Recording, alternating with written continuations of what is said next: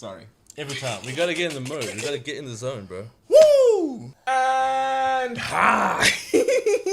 Welcome to It's Not Common Sense on MMA. And today we are doing UFC Fight Night Vegas. Cannonier versus Sean Strickland. Now this is a super interesting one. Sheldon, take us straight into it. Like you said, this is gonna be a really good one.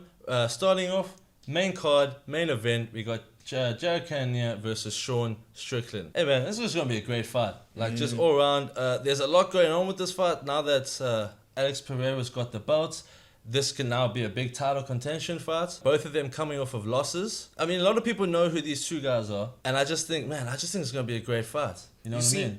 In this fight right here, we've got two strikers who are looking for a scrap. Now, Cannonier, we all know him for the fact that he has always lost against championship title fighters. You know what I'm saying? Yeah. His last loss, as you know, was to Israel Adesanya. Before that, he lost to Bobby Knuckles, the ex-middleweight champion. Before that, he lost to Jan Blachowicz, the ex-light heavyweight champion. And before that, he lost to Glover Teixeira, the ex-light heavyweight champion.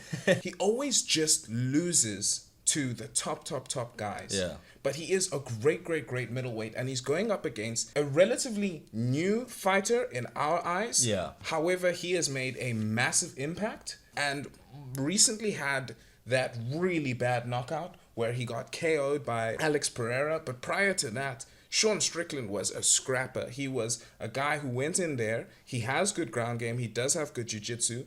But he's always looking to fight. He's always looking to scrap first and foremost. 100%. He's definitely, like, I think he went on like a 5-fight tear or something. But it was all just scrapping knockouts. He even said after the Pereira knockout that if he fought him again, he would just do the same thing. He would just keep walking forward because that's his style. That's what he likes to do. He said he'd be definitely more prepared for that left hook, but he would not change his style of just constantly walking forward because that's what he does. However, another thing that people always forget, Cannonier, he's a guy fighting in middleweight, but he also used to fight, like you said, light heavyweight, and before that, he fought at heavyweight. He's a big man. Sean Strickland, he's also a guy who looks like he could probably fight light heavyweight if he wanted to. I don't think he's prepared for those hands, man.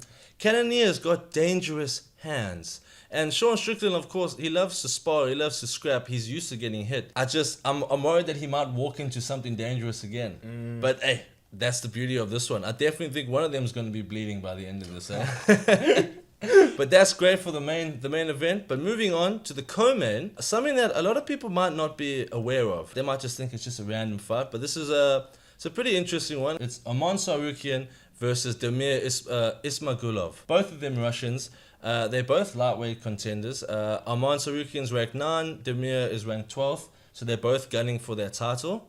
Now, these two, I didn't know too much about them beforehand, and then when I did a bit of research, I was like, man, why have I not heard of either of these guys? Arman Tsarukyan, he's a dangerous guy. His first fights in the UFC was Islam, and he gave him, I watched the highlights, he gave him such a tough fight.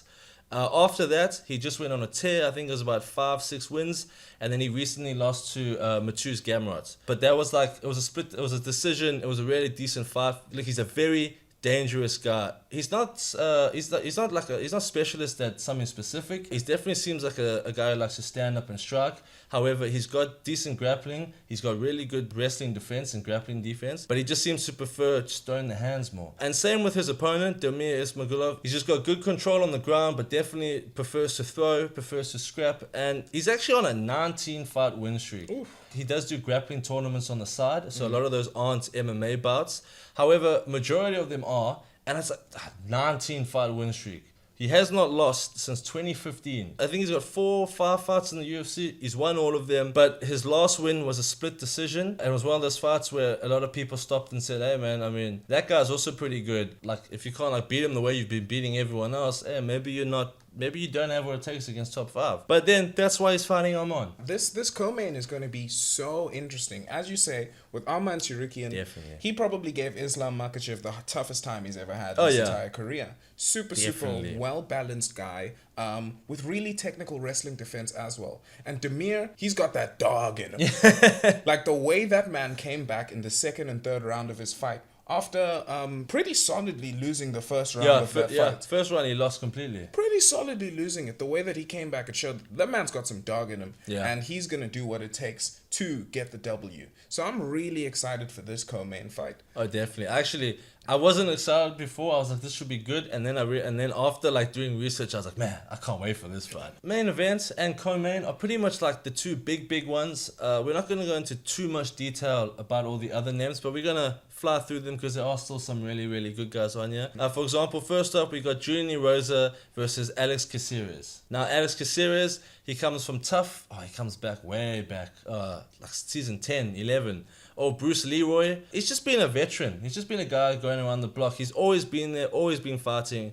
Like you said earlier, he's just one of those guys who whoever the UFC give him, he's just going to fight him. And his opponent, Julian Erosa, he's a guy who, when he first came into the UFC, he had a really difficult patch of just 3 straight losses. Yeah. And then he started just gaining momentum. Okay. Most recently, he's been in a little bit of a win-loss, where he's had 2 wins recently, but prior to that, he did have 2 losses. Okay, yeah. And Julian Erosa, he's been fighting in the UFC for quite a while now, and he's a very well-balanced guy. So this is one of those fights where they're putting together 2 almost veterans, like 2 guys who have significant like octagon experience, putting them in the cage together to put together like a solid scrap. Oh, 100%, man. And speaking of putting 2 almost veterans into a scrap, we have Bobby Green versus Drew Dober. And pretty much everything you just said, like the last sentence you said, applies here. It's 2 veterans. I wouldn't say veterans, but seasoned fighters. Definitely been doing this for a while. Drew Dober's been around since Strikeforce. They're just 2 guys who love to fight. They love to be here. Bobby Green's on he's on a win-loss. He's coming off a loss against Islam when he was the quick replacement for Benil Dariush. Drew Dober, I think he's on 2-fight win streak. Yeah. So he's been doing pretty well for himself, but they're both just guys, I think, at this point, they just fight for the sake of it. They love to fight. Yeah, initially in Drew Dober's career, we thought that he was going to be a serious title contender. Yeah. And then he came up against Islam, and Islam quite handedly beat him. And then directly after that, he had another loss. And now it's kind of defined Drew as this draw that people do want to come and watch because he's an exciting fighter. Oh, However, he's not really doing the best against the top championship level guys. Yeah. But I think that's why at this point, he's at that good spot where it's like, yo, just give me Bobby Green. Yo, let's put on a show. Let's have some fun. As long as he keeps that mindset. And so that's pretty much main card. Other guys, look, I don't know too much about them. But on the prelims, a few names to just keep in mind. First one is Jake Matthews versus this Matthew Semelsberger. I don't know too much about him. But Jake Matthews, he won his most recent fight. Before that, he was a bit, I think he was on a 3-fight losing streak. He has sort of fallen out with everybody, but his most recent win was just incredible. He just looked so good. Everything he threw landed. Everything he tried to do worked. He was dodging punches, and just his counter game was just really on point. And then he took him down with like a 20 punch combo where everything just landed, and he walked off and just shrugged his shoulders. It was great. People loved it. So he's definitely back on the radar because, I mean, if he can do that again, everyone's going to be like, whoa, okay, hang on.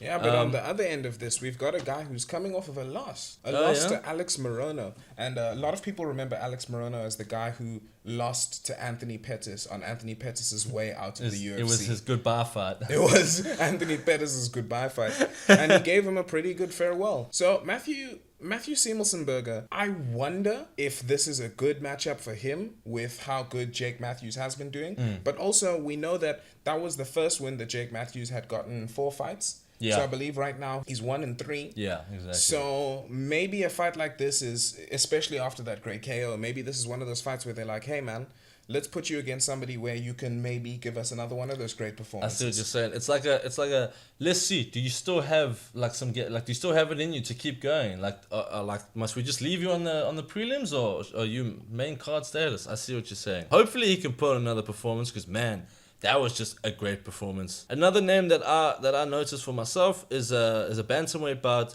Nurmagomedov versus Saidyokub. I can't say it, man.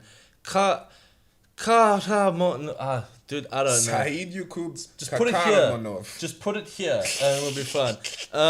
So I don't know too much about this guy, But Said Nurmagomedov, first things first, not related to Khabib. He's a Russian fighter, a Dagestani guy, but the main thing about him is he's a striker. He doesn't wrestle. He's not really a grappler. He has crazy grapple defense, because obviously he trains with all of them, but he's mainly a striker. That's his whole style. He's got crazy kicks. He can throw a question mark kick just so easily. It's crazy. And his calf kicks are so fast. He's definitely someone to just to watch. He's very entertaining. He's an up-and-comer. He just made top 15. Definitely someone to keep an eye on. Now, one fight that I also want to talk about in the prelims is Julian Marquez versus Deron Winn.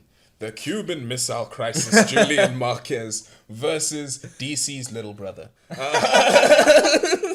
Jokes aside, Deron Winn is a student of Daniel Cormier. Oh, yeah? I think DC always wanted Deron Winn to almost to pass the mantle on to him. Okay, yeah. But he's never been able to just get, past the top guys.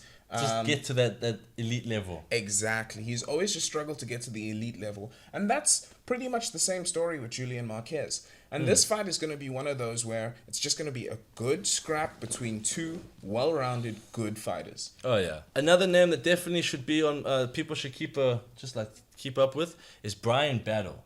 Now, Bryan Battle, he won tough. Not the most recent season, the recent season before, I think it was 29, with Volkanovski and Ortega. So the story with him is he made it to the finals. He was going to fight his opponent, who was Tresean Gore. Tresean Gore got injured, so they had to replace him. And Bryan Battle fought in the finals against the replacement, won, got the contract, made it to the UFC. Tresean Gore, everyone thought he was the guy to win. Everyone, from the first episode, everyone was backing him. They loved him so much that they gave him a contract anyways. He's in the UFC. Tresean Gore's first fight into the UFC, is against Bryan Battle. And Bryan Battle just beats him. Absolutely mops the floor with him. And Bryan Battle's won since he joined, he's had about 4 fights or 3. He's won all of them. His last fight, he took him like a minute to just throw head kick. Just beautiful head kick, faked the right, threw the kick, just done. Guy was out cold. You guys tell us if there's any fights that we're missing on the card, and tell us who you think's going to take it in this one. Do you think that Jared Cannonier is finally going to put it together, beat down Sean Strickland, and go straight for that title shot against Alex Pereira, knock him out too? Or do you think that it's going to go the other way? Is the Aryan Brotherhood going to get a title and be very, very happy with life? I do want to say it. Thanks for saying it. And all the other guys we missed, if we're sleeping on them, let us know, please, down in the comments below. And just also let us know who you're rooting for. Are you keen for this one? And yeah. And catch us next time. Yeah. It's Not Common Sense on MMA. Woo!